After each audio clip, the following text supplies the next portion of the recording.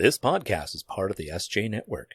Go to s-j-network.com for more great podcasts and for contact information on publicist Steve Joyner.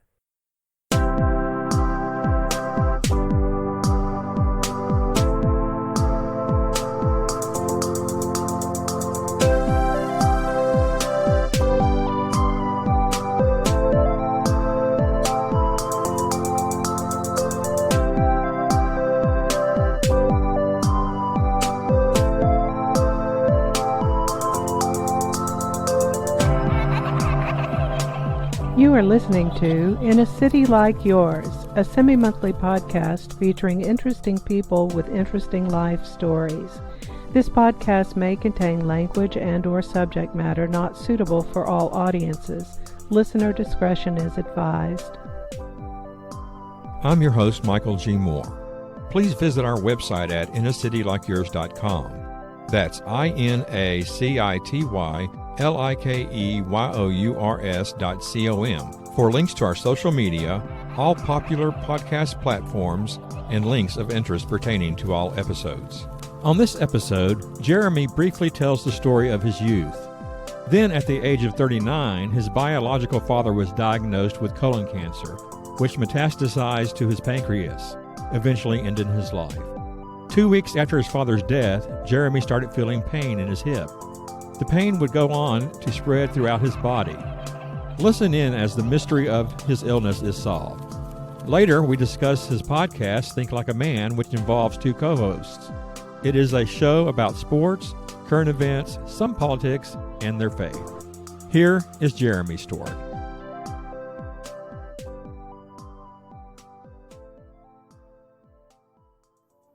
My name is Jeremy Sellars. I live in White Pine, Tennessee, which is east of Knoxville and at the foothills of the Smokies. I was born in Atlanta, Georgia, and lived there until I was about 4 years old. And at that point, my mom had divorced my dad, had married another fella, and had divorced him, and her and my sister moved from Atlanta to Knoxville, Tennessee. That's where I grew up. She remarried the man who I call Dad to this day. Or I shouldn't say remarried. She married the man that I call Dad to this day. When I was about 8, I think that memory served me correctly. They got together or started dating probably when I was about 6 years old, and then they got married at 8, and I will be 49 in April. So they've been married 41 years, and he's who raised me. He's who taught me how to be the man that I am today, and contributed to my life where my real father never did. We didn't have a very good relationship as I grew up through high school or through school and into high school and that kind of thing. I lived with the typical regret is probably not the right word, but disappointments, unmet expectations, we'll say, from where he failed as a dad. And there's just no other way to put it. I think one of the things I always kind of held against him was when my mom married her second husband. And this a little bit of this is probably assumption. I've never even asked my mom this question, but he allowed that man to adopt me. And I always looked at it as he allowed him to adopt me to get out of holding up his end of the bargain and taking care of his responsibilities. So where my name is Jeremy Sellars, I went through a lot of my, all the way through school and out of school as Jeremy Brown. I kept that name. And so anyway, I lived with, a lot of disappointment and things where he was concerned. And it wasn't until probably my mid-20s that I just kind of came to a decision that if I was going to have any kind of a relationship with him, which, no matter how good my dad, the one that raised me, treated me, there's still always something inside that, you want that relationship with your real father. And so I made the decision in my 20s that if I was going to have that with him, I needed to accept him for who he was and don't expect a whole lot out of him. And if I pursued it in that way, then I could lessen the chances of being hurt or disappointed, and that kind of thing. Hopefully, that was my idea. So anyway, I graduated high school in Knoxville, Tennessee, and all that will tie in together here in a minute. But graduated high school, and I went in the Air Force. I did 4 years in the Air Force, and as a carpenter, believe it or not, Air Force, they have carpenters. We were actually in civil engineering. And so, our main peacetime duty, along with other people in civil engineering, was basically taking care of the base and just regular stuff. And then if we went to war, then we would have a wartime duty, which would have been setting up what they called hardback cities, which is where the other Army or our Marine Corps or whatever could stay. And it was run like a little city. And I was active duty when the first Gulf War started. Thankfully, I did not have to go. We got down to about a 4-hour standby, which means they tell you that, when they say go, you got 4 hours to get to the flight line and get on the plane and be out of here. And we got down to one of those, and then the war ended and we didn't have to go. So I was very grateful for that.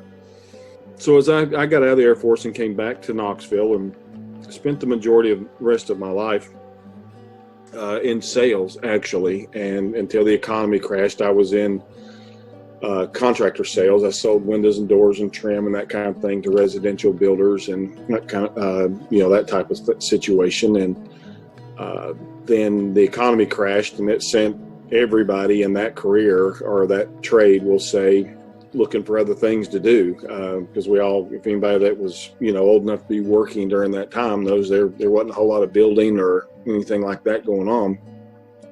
And so it gave me an opportunity to pursue some of the things that I kind of wanted to pursue, which brings me to the part of my life that was life-changing to me.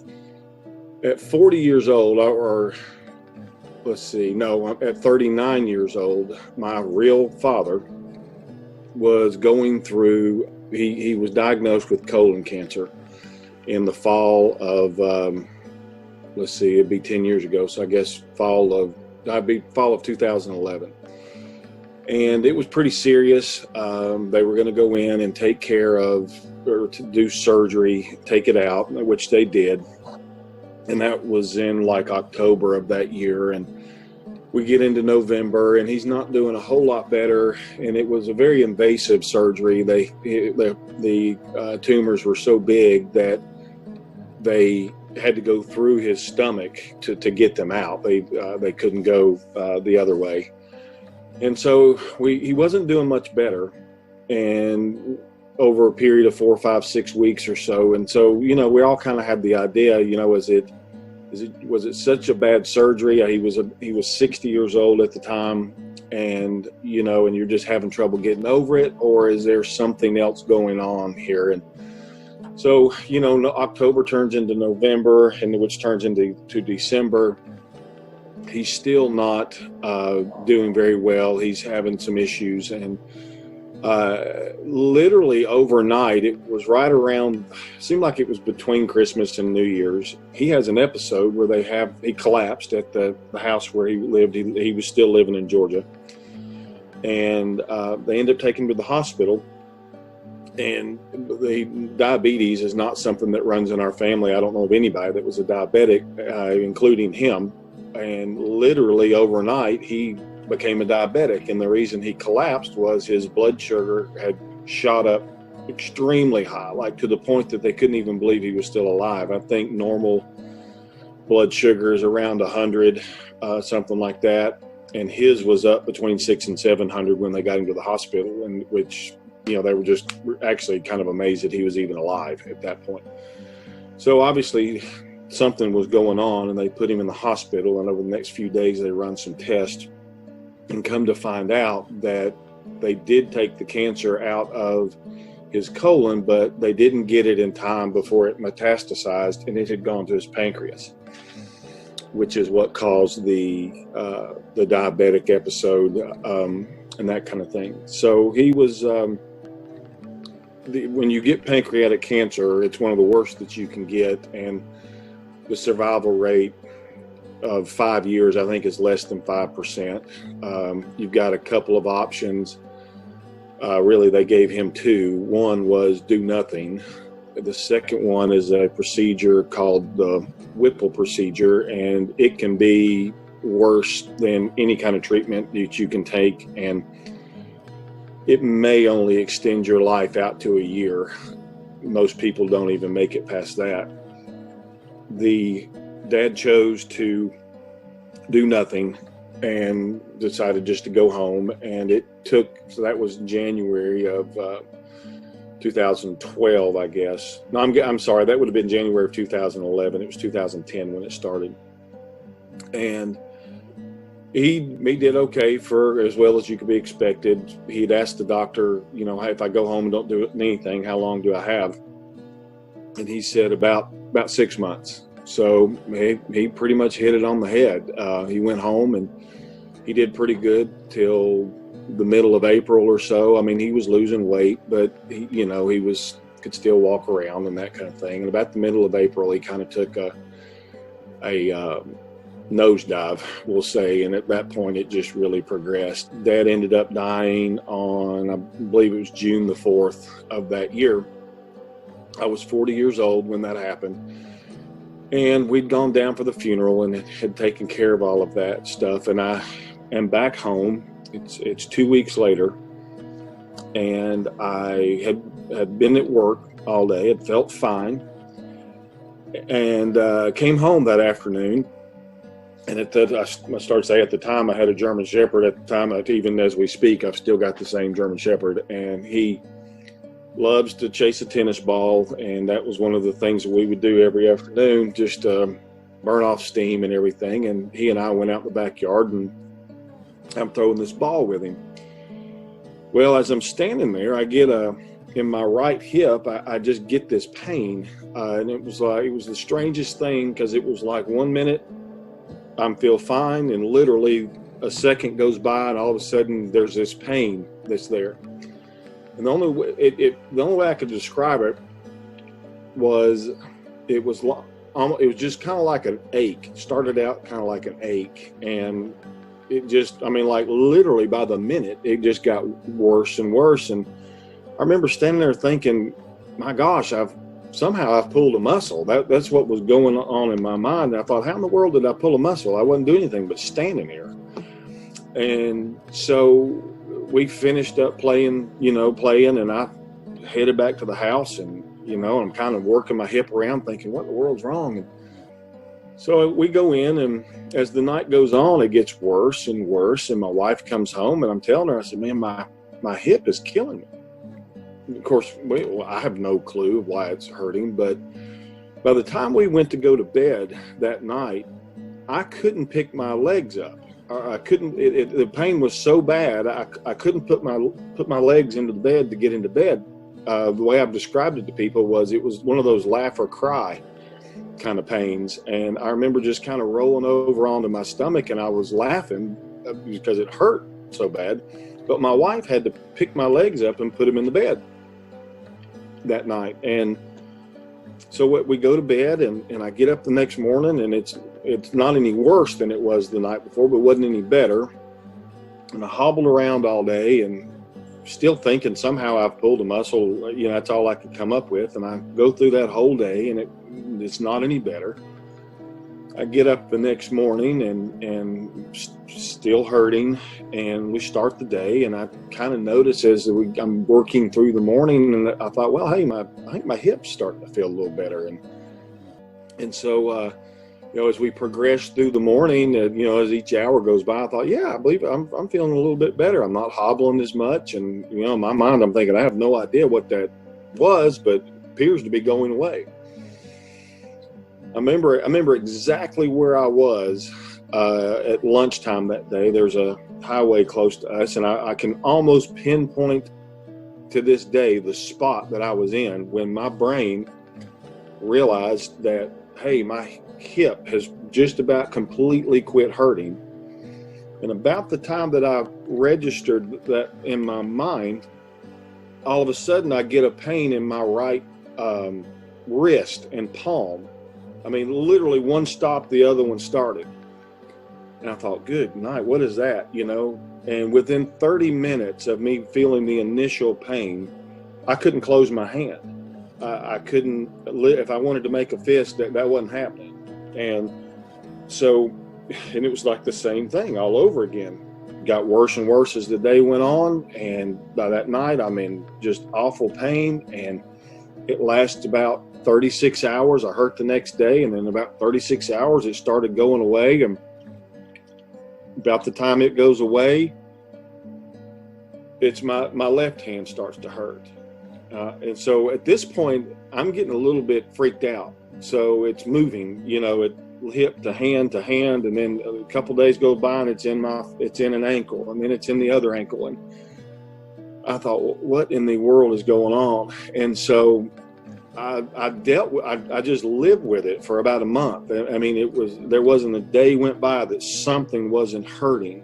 And it, you know, just what body part is it going to be today or after a couple of days? And about a month goes by, and all of a sudden it doesn't move. It's not moving anymore. It's in both of my hands at the same time, and it stays there a few days, and then all of a sudden it's in both ankles at the same time and still in my hands. And very quickly I'm becoming incapacitated, to put it bluntly. Could you walk? I hobbled. I look like a 90-year-old man, just to be honest with you, and I'm 40. If I wanted to go from the chair to you know, a sofa in the room, I mean, I just shuffled. Anybody that's old enough to remember Tim Conway and his little old man bit, how he shuffled, that's what it reminded me of. Well, that's when I said, I got to go to the doctor.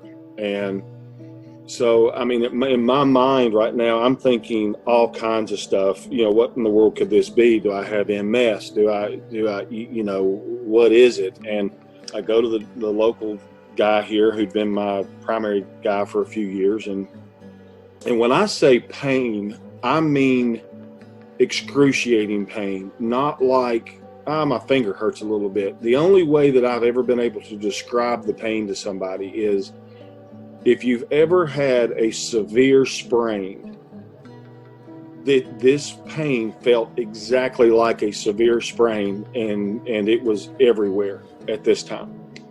So I go to the doctor and I say, listen, man, I don't know what's going on. This has been going on for 5 or 6 weeks now. I'm hurting, I'm this. And so he said, well, let's do some blood work. And they do some blood work, and they test, you know, who knows, for all kinds of stuff, and probably MS and lupus and these kind of things, and rheumatoid arthritis and the whole 9 yards. And a couple of days goes by, and I go in and he says everything came back negative. You know, nothing's showing positive. I basically, and he just, without throwing his hands up in the air, that's how I took it. It's kind of like, I don't know what to tell you. I'm going to give you an antibiotic, and that, you know, good luck is just really kind of how I took it.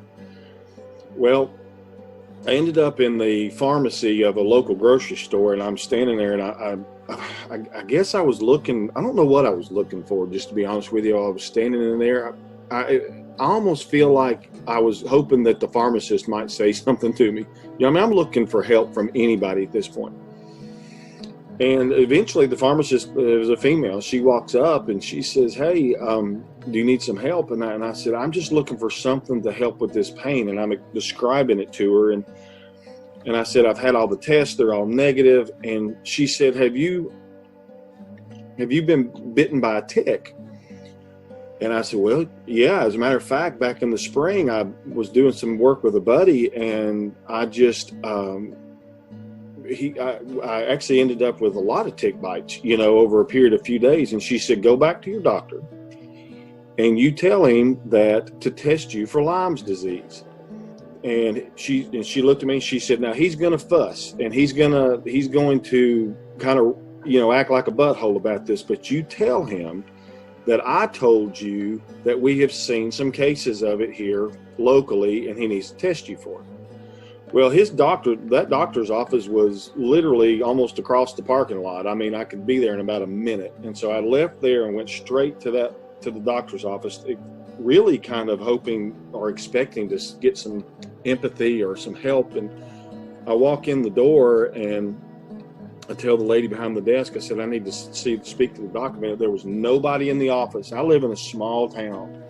And this doctor's office, there was times you'd walk in there, there'd be nobody in there. And there wasn't on this day. And I'll never forget this. I'm standing there in this pain, and he walks out and he looks at me and he kind of huffs and he's like, what do you want? And I said, well, I was over here and I explained the situation, and the pharmacist said to test me for Lyme's disease. And he says, he kind of huffed again. He's like, who told you that? And I tell him again, and he was like, well, fine, if that's what you want, that's fine. And he just turns around and walks away. Well, I didn't know if that meant follow me or stand here, I'll come back and get you. I mean, he just disappears. Well, it pissed me off, to say the least. And I just turned around and walked out, and I got in my car, and I was home within a minute and a half. And as I'm pulling in the driveway, he calls me, and I thought, he doesn't want to talk to me right now. And he leaves me a message, said, I'm sorry if I've offended you and this, that, and the other. Well, I changed doctors at this point and end up with a female at another doctor's office, and I go in. So it took me about 2 weeks to get in to see her, maybe 3. And I get in there, and at this point, I'm worse than I've ever been. I mean, it's almost unbearable. And she comes in and she says, tell me what's going on. And I tell her, and she looks at me and she says, I'm going to test you for RA. And I said, I just had that test 3 weeks ago and it was negative. She said, I don't care. I'm going to test you again. And I said, okay, you're the doc. So they run the blood test. A couple days later, I come back and she walks in and she said, I got bad news. And I said, what's that? And she said, you tested positive for rheumatoid arthritis. And I remember sitting there and I said, serious or really? And she said, yes. And she said, now I want to do one more test that goes deeper just to confirm that this is what you've got. And I said, okay. So she does it. I come back a few days later and she said, I'm sorry, but it confirms this is what you've got. I remember sitting there on the edge of I didn't know a thing about rheumatoid arthritis at this point other than it hurt like you know what. And I said, well, I asked her, I said, do any of these tests, are they just positive or negative, or do they put you on a scale, or how do they work? And she said, well, the first one it's just positive or negative. She said, the second one I did, it's more in depth and it gives us some different numbers. And I said, well, what are the numbers? And she said, anything from 0 to 5 is considered a negative result for rheumatoid arthritis. She said, and what it's testing is your inflammatory factors and that kind of thing. So she said, starting at 6 and going up is a positive result, and how far up that scale you go is how bad yours is. I said, what was my number? And she said, yours was 214. Oh my God. Yeah. And I said, no wonder I feel like I do. And she said, yeah, no wonder you feel like you do. She said, yours is severe. And I said, well, what do we do? And she said, well, I got to get you into a rheumatologist and he will treat you. I won't treat you. So that first symptom showed up 2 weeks after my dad died. And she asked me, she said, is there anybody else that you know of in your family that has RA? And I said, well, I had an aunt who was my dad's sister who had it. I found out that I was diagnosed at 40. She was diagnosed at 39. She has since passed away. She passed away several years ago. And I said, that's the only person in my family that I know had it. And I said, could the possibility of my father's sickness and just honestly everything that I dealt with in my life with him, kind of came to a head in a way in that last 6 months. I mean, we're coming to a finality here. And she said it's very possible that was the last straw as far as your body is concerned. She said, I'd be willing to bet that probably if you sit down and give it some thought over the past few years, there's been times where you got sore for no real apparent reason, but you just didn't know what that was. And then when I sit down and thought about it, I thought, boy, she's right. I can think about times where I've done whatever. So from the first pain, that initial afternoon, until I would say they got it under control, was almost a year. And it was a tough year.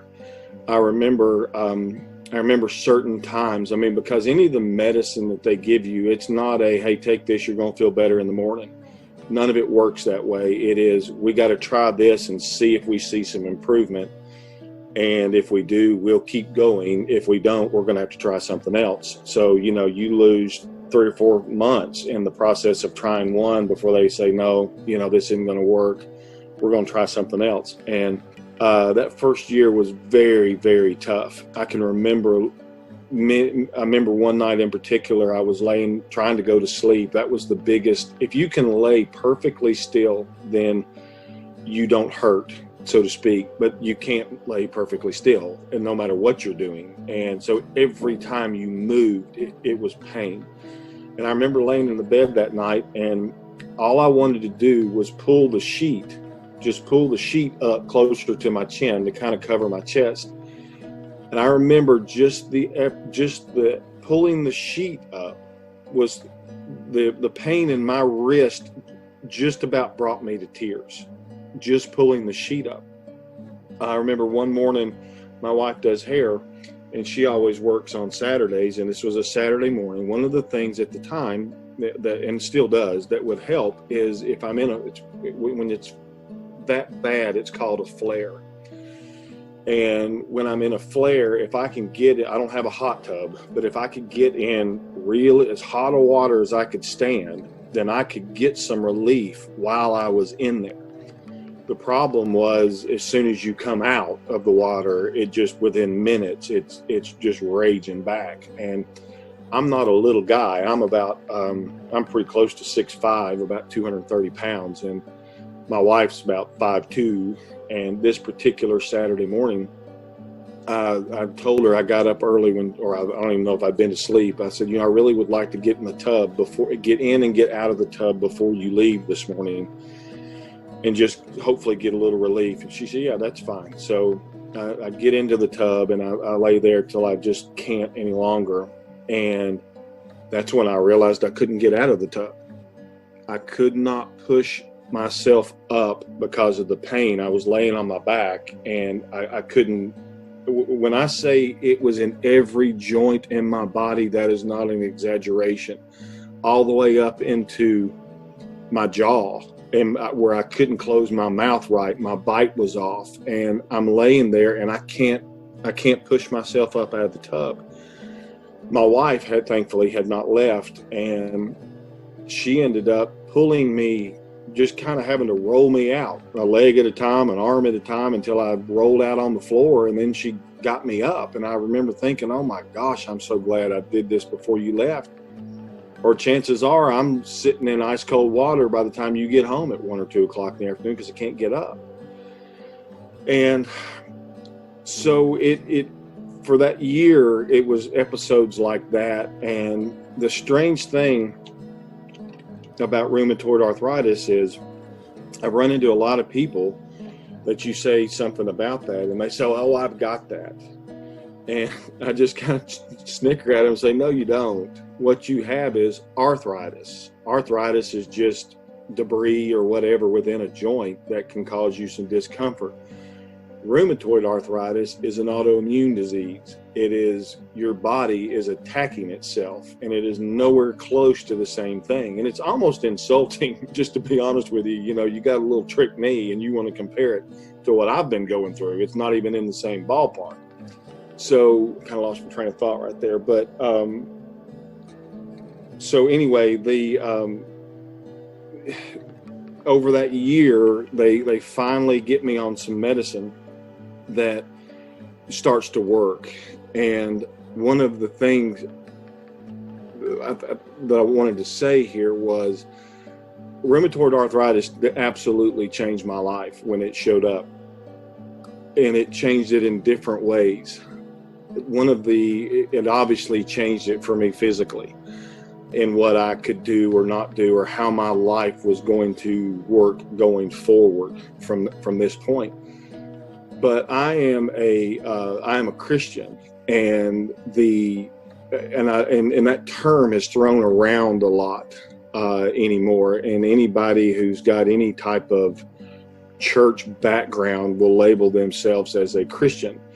But I want to be clear that when I say this, that I am a Christ follower. And there's a lot of people that are under the name, that throw themselves under the name of Christianity. They're no more a Christian than Saddam Hussein was. So when this showed up and I start to learn what this is going to do to my life and how things have changed, I have some choices to make, so to speak. Being a Christ follower and putting my complete faith in Him and His sovereignty in my life and in control of everything, I'm faced with a little bit of a dilemma. If I believe that, then I've got to believe that He's allowed this into my life for a reason. And I also have to be okay with the fact that I may never, this side of heaven, find out what that reason was. But I've got to trust, and I do trust, that it is for my good and His glory. And so I'm faced with that at that point where I can either get mad and soul up and get mad at Him and the world, or I can say, I trust you even through this pain. I trust you in what you're doing in my life. And that's not something that's come too lightly. I mean, I'm a human being. I'm a normal man who would have had all the feelings that anybody who's listening to this would think they would feel. I had those feelings. I remember telling my wife one time, I said, don't read anything into this comment. It is just a comment. I said, but for the first time in my life, I understand why someone would kill themselves over chronic pain. If you'd asked me that a year before, I'd have said, well, they're crazy. I mean, nothing's that bad. But now a year later, I understand how somebody can do it. When you go day after day and week after week of very little sleep, you're hurting all day long and at night, and you can get no relief. I mean, you're not even thinking straight at that point. And so I understood how someone could do that.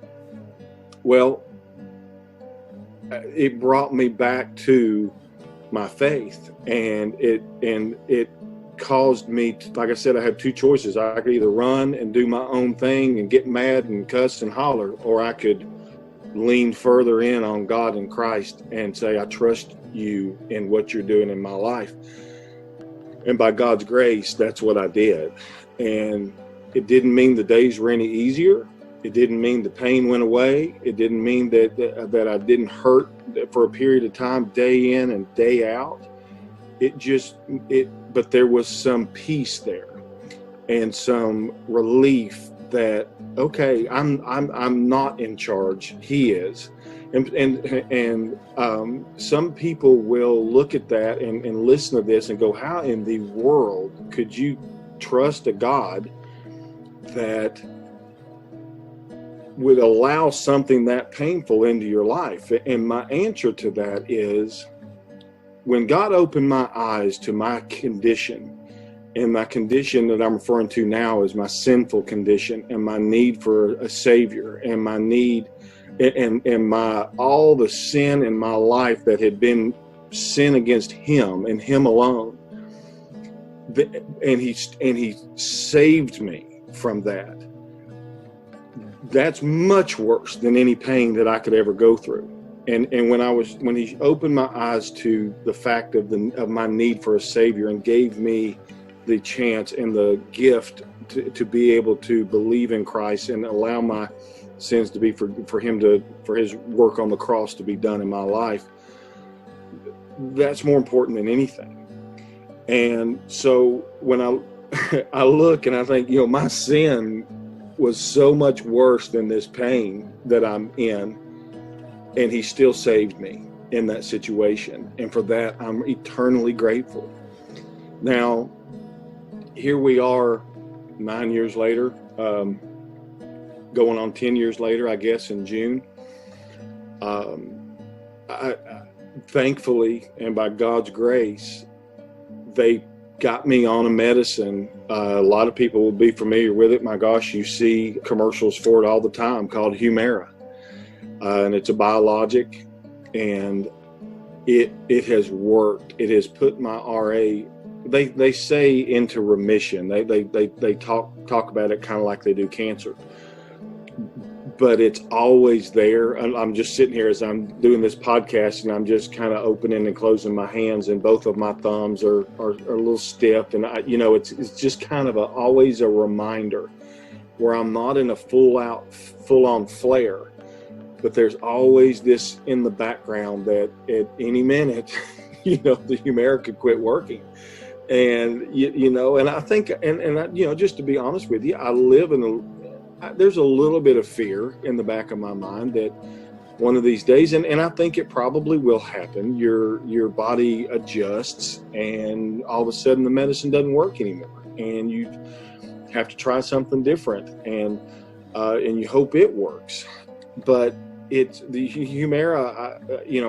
I take two drugs. I take Humira, and I take another one called methotrexate, which is, both of them are injectables. I give myself injections.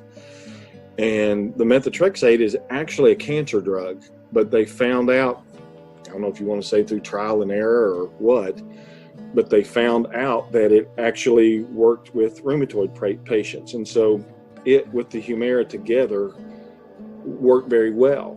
Now, the downside to that is both of them are known carcinogens, so to speak. They've been known for lymphomas and other things. And I have people that, they find out that's what I'm on, and they automatically curl their nose up and go, "Oh my gosh, I can't believe you. I would never take that kind of stuff." Well, that's an awful ignorant statement to say, first of all, because you're not in my shoes.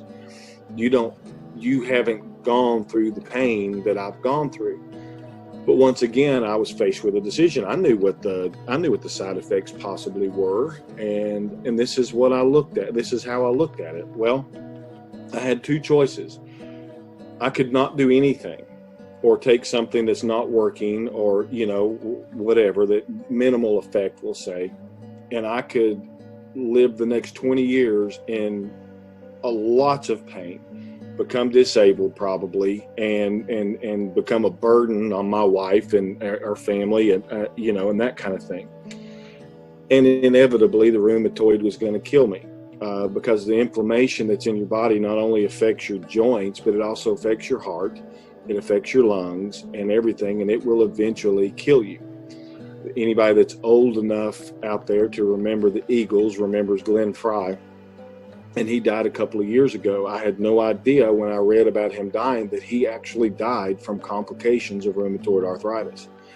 I didn't even know he had it. And it's just amazing to me that he was able to continue to play the guitar and do the things he did, even, later on in his life. My other option was to take one of these drugs that was probably going to help me. And 20 years from now, I could end up with a lymphoma or something worse, or maybe 10 years from now, I don't know. And it would kill me too. The point of the matter is, none of us are getting out of here alive. We're all going to die. And my faith and my trust is not in the drug, it is in Christ. And I understand that the day I was born, there was a time marked that was the day Jeremy Sellars would leave this earth. And I will not leave 1 second prior to the time that he's ordained. Now, whether that's 5 years from now or 25 years from now, I don't know. But my trust and my faith is in him, not in this drug, and not doing anything. But we're only here temporarily. You know, the scripture tells us that our life is like a vapor. I mean, we're here one minute, we're gone the next when you compare it to the whole scheme of the world.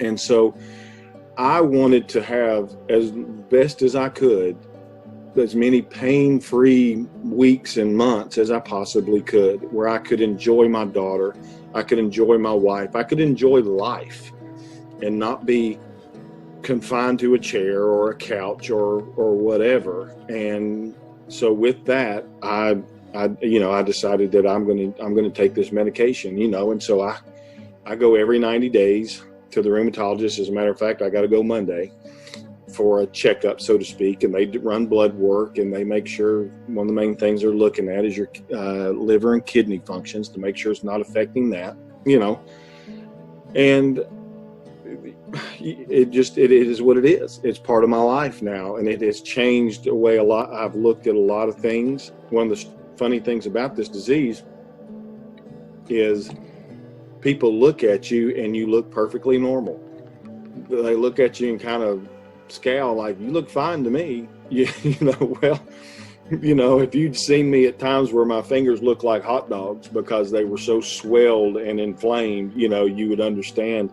I remember a period of time where I had to take my wedding band off because of the swelling in my hands. And, and that really bothered me.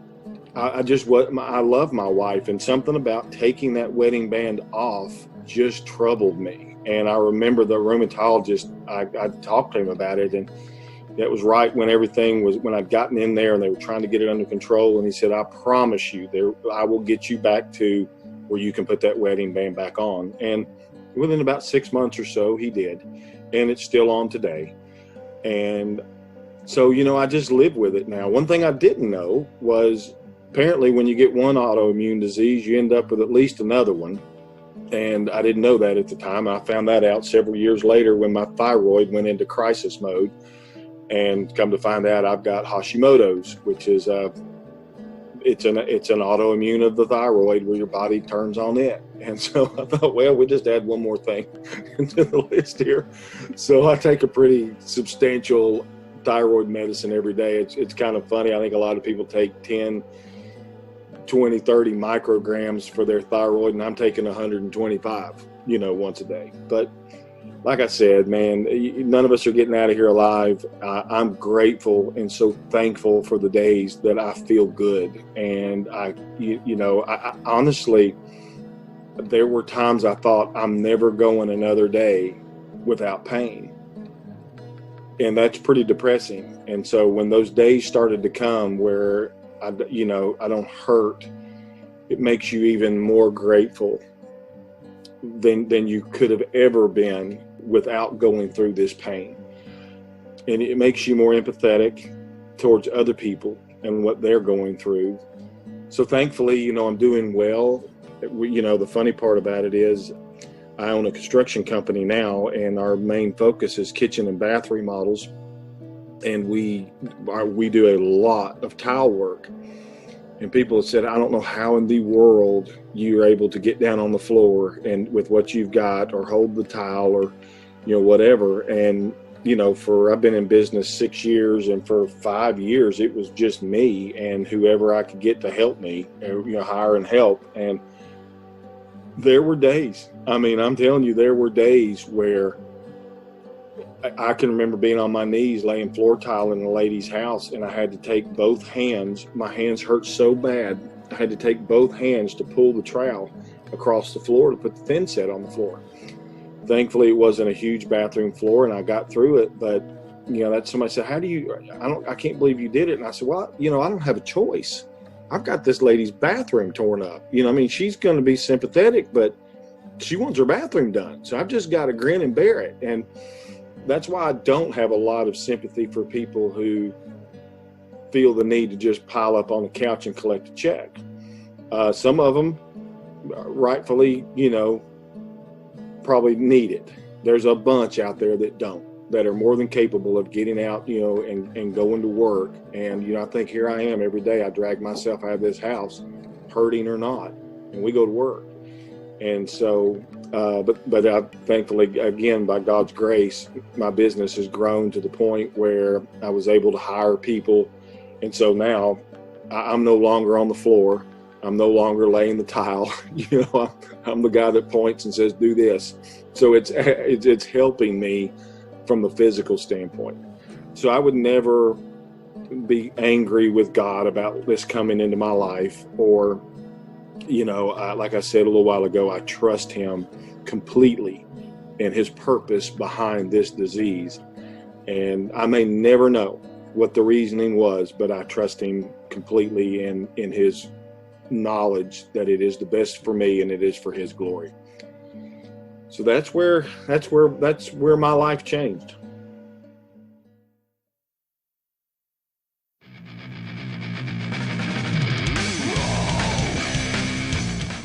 Hey, this is Don Smith from the Life Radio Show. If you've always wanted to learn more about the world of low-budget filmmaking and even lower-budget comedy, tune into the Life Radio Show. You can live stream the show at wwsu1069.org on Tuesdays from 7 to 9 p.m. Eastern, or find us wherever you find podcasts, and like and follow the Life Radio Show on Facebook for live video and other shenanigans.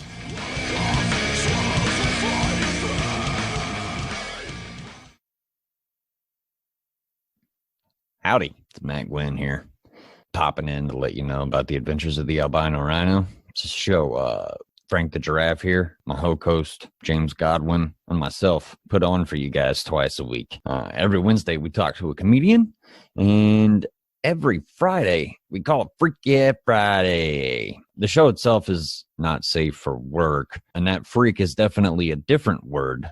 I just don't know what podcast you're going to be listening to this promo on. And I don't want to, start screaming explicatives while you're sitting in your office. If you're lucky enough to have been able to go back to the work that you did before inside of an office or whatever, But we go on an adventure twice a week, and it's a good time because we get to sit down and talk to some really cool people. And I enjoy it because, I'm just curious little albino who likes to get to know folks. You can find us a couple ways, actually multiple ways, really.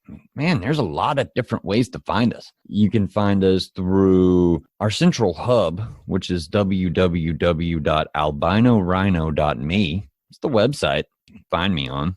And then, the podcast, you can find the videos on YouTube. Search for Adventures of the Albino Rhino, also linkable from our website. And you can also find us through Anchor, Breaker, Google Podcasts, Apple Podcasts, Overcast, Radio Public, and Spotify. That's right. We're on the same place Joe Rogan is. Granted, we're not the Joe Rogan Experience, but you know what I mean? We're there.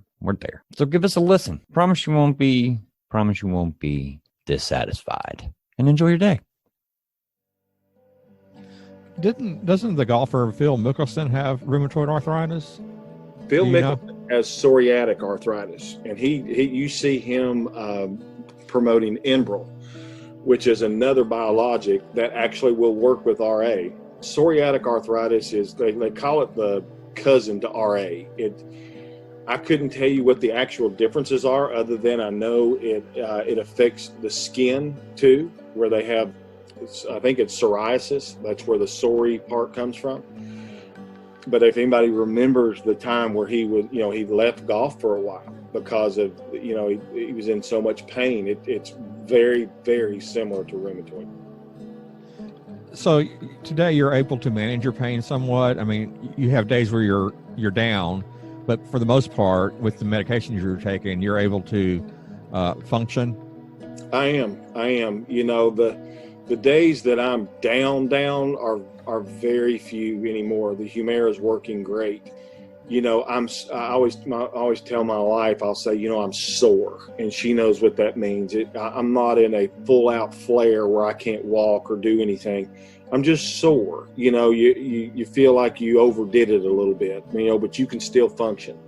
My feet, I remember I was getting knots on the balls of my feet, and one of them, I believe it was my left foot, was the worst. It literally felt like I was standing on a golf ball. That's how big the knot was. And, when my feet would get that bad, that's when it's hard. You just hobble around and you do the best you can. I'm no different than anybody else. I've got obligations and commitments, and you grin and you bear it and you go get the job done. And then when the day's over, you you collapse into the bed, and you one of the things that I can't take is ibuprofen. For whatever reason, they put me on a drug called Mobic, which is more or less souped up ibuprofen, and within just a couple of days it had sent my kidneys into chaos, and the doc called and said, stop taking that immediately, and don't ever take it again. And any ibuprofen you're taking occasionally just for regular aches and pains, he said, just be very sparingly with it. So there's a lot of days where I think I could take one, but I'm not going to, because I don't know, for whatever reason, it's affected my kidneys. And so those are the days you just smile and you grit your teeth and you go do what you got to do. Is there any disfigurement with your rheumatoid arthritis? I know, I'm not sure if I'm thinking of arthritis solely, but I know where people have their fingers kind of get crooked at the joints. Is that rheumatoid arthritis? That is rheumatoid arthritis. And when my fingers had some fingers and some toes over that first year that were starting to curl up, my pointer finger on my right hand, I'd get up every morning. If you make the okay sign with your fingers, that was the position. If you move your thumb away from your forefinger, that was the position that I'd wake up every morning with my finger in. They call it trigger finger, and it's like you pulled a trigger. And it'd take about half the day for me to get it worked out, I never could get it completely straight. I'd get it about halfway. But as they got the RA under control, and all came back, they x-ray me occasionally just to make sure, hands and feet, nothing's going on. And so far, everything looks good. So I'm grateful for that. I thought RA is not a new disease. It's been around for a long time. And I'd read somewhere that they were pretty sure that George Washington had rheumatoid arthritis. And that was the first time I'd ever thought about somebody back that far having that disease. And I thought, oh my gosh, how in the world did you deal with it? Because they had some medicinal things probably but nothing like we've got today that can control it and take the pain away. I don't know how they got through a day, honestly. So it's kind of amazing to me. Here's another strange fact about rheumatoid, and they don't know why it's this way, but I have been able to prove it's pretty much true. That 75% of the people with rheumatoid arthritis are female. Only 25% are male. I've ran into, over the last 10 years, a lot of people that have RA, and I can attest to the fact that about 75% of them were female. There's only a handful of people that I've run into that have this disease that are men. They don't know why. That's just the way it is. I have a cousin that has rheumatoid arthritis, and as a child, she got scarlet fever, and that was kind of what they figure was the starting of her problem. Your arthritis came on suddenly, within one day, it seems like. Is there a cause for that, or is just in your genes? That was that's what I asked the doc when her and I were talking, and that was her point, that she felt like, short answer is I think it's in the genes. And maybe it's something that's in some people's genes and it stays dormant their whole life. And other people like me, for whatever reason, it comes out. And I feel like there's triggers to it. And I think stress is probably one. The stress of dealing with that's what she said, probably the 6 months that I dealt with Dad and his death was probably the last straw where my body was concerned. It couldn't fight it off anymore. But I look back to the prior years prior to that, and that was a tough period of time for me. I've lost my job when the economy went south. My wife and I, who now have been married, in September, we'll be married 21 years. But at that particular point, we were about 10 years in, and we had some significant ups and downs there, which was very stressful on both. And I just think it was a combination of things that just finally, my body said, enough's enough. I can't fight this off anymore. And here we go. Yeah, stress is something that's a lot of people deal with. It's not a something silent to. killer. Go ahead. Because it's a silent killer, and a lot of people don't realize what it's doing to them physically. You know, it's not just giving you a heart attack or giving some people a heart attack. It's going to come out in some way, and if you're not dealing with stress, everybody goes through stress. You got to deal with it in a healthy way. And I'm not the best at it sometimes, and my wife will remind me, you know, hey, pump the brakes here a little bit. Last thing you want's a flare. And I'm like, yeah, you're right. And so, you know, I've got a great wife. I just love her with my whole heart, and she's walked through some pretty dark times with me with this disease, and has never backed up, has stood right there beside me, and I'm just very grateful for her. What do you do to combat stress? Do you meditate or pray? You know, is there something that you turn to when you feel like, okay, I'm getting stressed? That's going to kick up arthritis. Yeah. Yes, I turn to Christ. That's where I turn. You know, Scripture says He's familiar with everything that He was a man like you and me, but He was also God at the same time. But He's familiar with all the things that we go through. He understands stress. He understands heartache and heartbreak and all the things we feel as human beings. And that's the only way I can deal with it. You know, a lot of people unfortunately turn to alcohol, or they turn to drugs, or they turn to pornography, or they, you know, you name it. They turn to all kinds of things for that, to deal with those times in their lives. And, you know, do I do it perfectly every time? No, I probably don't. I probably haven't ever done it perfectly, if I'm honest with you. You know, like I said a little while ago, I'm a normal human being, and I struggle sometimes with trust and faith, but deep down in my heart, I know that he loves me, and that he will take care of me. And now, Him taking care of me may not come in the form that I think it should, but that's where your trust and your faith comes in, just like with the RA, that I trust you, that you have my best interest at heart, and He does. And so when those times hit, sometimes I'm a little hard-headed, and I try to handle it on my own, and then I start to realize this is getting out of control, and I go to where I should have gone the moment the stress showed up, which is to Him. And I'm going through a situation right now that's really teaching me even more on this. And and I have a brother who we share the same dad, different moms. He and I were not raised in the same household. He was raised with my father, my biological father, and I was raised with my stepdad and mom. I'm 10 years older than him. And I've always been like a father figure to him, more than a brother. And he lives close to me now, but he was raised in Florida.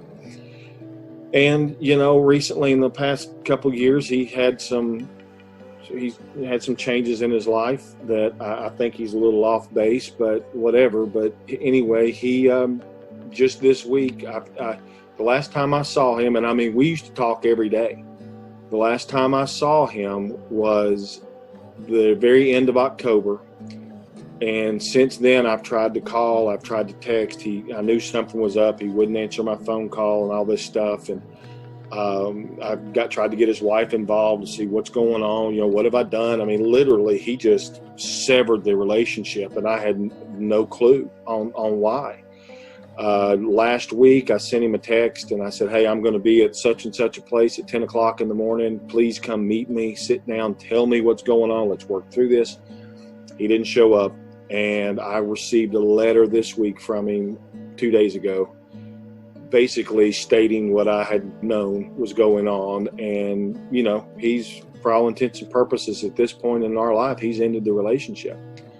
And I don't completely understand why. He gave me his reasons, but they don't make sense. They're not true. And I mean, this has been very hard on me. This is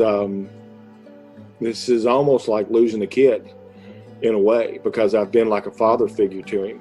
And so this is a time that the stress was overwhelming, and I didn't want it setting RA off, but I also knew in my heart that all I could do at this point was pray for him and pray for myself, because I mean, not only am I hurt, but I'm angry. And as a believer, those feelings don't need to stay for long. They're normal feelings. God gave us anger, and all the feelings we have are God-given feelings, but they will absolutely eat you alive if you don't do the right things with them. And so I've just had to go to God and say, I don't know what to do at this point. I'm going to leave it in your hands and trust that one day we will reconcile, whether that's 6 months from now or 6 years from now. But I also have to be okay with the fact that we may never reconcile. I may leave this earth one day with never have spoken to him again. That ball is in his court.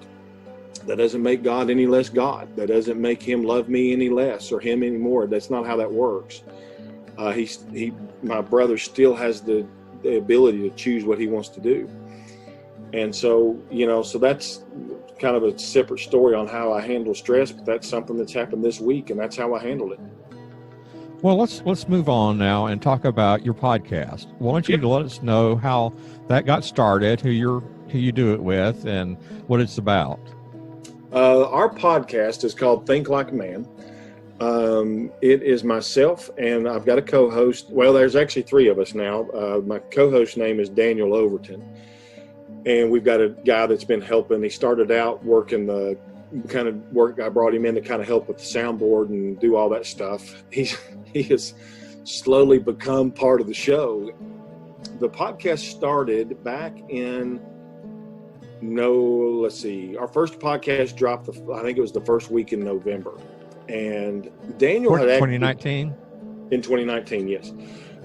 Daniel had actually done a podcast before with another fella, and it just kind of floundered. They did okay for a while, and the other guy just got to where he may show up, may not, and then you know how that goes. Next thing you know, you hadn't recorded in 3 weeks, and then you don't record again. So that was a couple of years ago, and I had always honestly kind of tied this in, had thought, if I could get a podcast off the ground, this was one of the factors behind it, was if I could get it off the ground and, making a little money or whatever, then if my RA ever showed back, well, it's always there, but ever came back to the point where they couldn't get it under control, obviously I couldn't do what I'm doing now, but I could always sit behind a microphone and I could talk, whether I heard or not. And so that was something that was on my mind. But I went to Daniel and said, hey, would you be interested in doing this? And he said, sure. So that's kind of how it was literally born about that quick. And I went and invested in some equipment and that kind of thing. And we came up with this podcast called Think Like a Man. And it is a weekly podcast. We're both huge sports guys. We deal with sports and current events and some politics, and our faith is part of it. Daniel's actually a full-time youth pastor, so all of that is part of what we do. And when we started it, the only thing I knew that I wanted it to be different every week. And I see so many podcasts out there that the podcast is based upon one specific idea, which is fine if that's what you want to do.